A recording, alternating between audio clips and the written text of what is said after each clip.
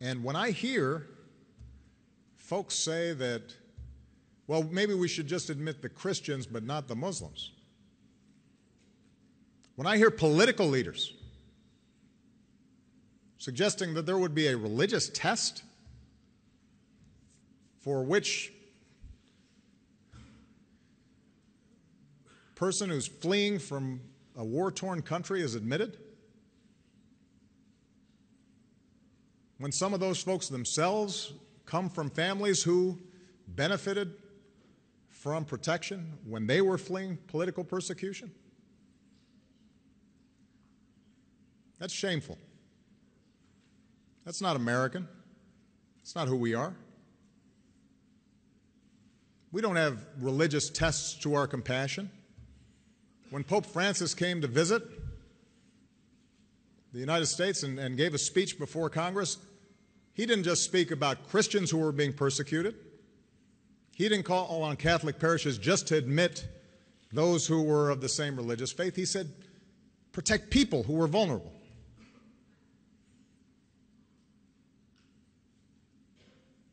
And so I think it is very important for us right now, particularly those who are in leadership, particularly those who have a platform and can be heard, not to fall into that trap, not to feed that dark impulse inside of us. You know, I had a lot of disagreements with George W. Bush on policy, but I was very proud after 9/11 when he was adamant and clear about the fact that this is not a war on Islam.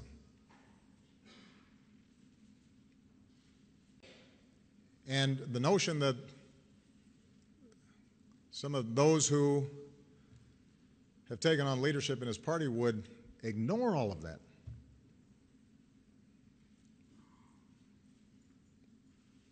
That's not who we are. On this, they should follow his example. It was the right one.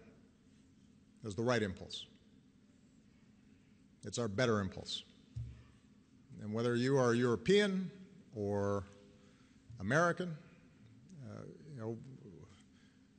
the values that we are defending, the values that we're fighting against ISIL for, are precisely that we don't discriminate against people because of their faith.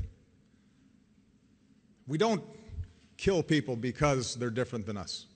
That's what separates us from them.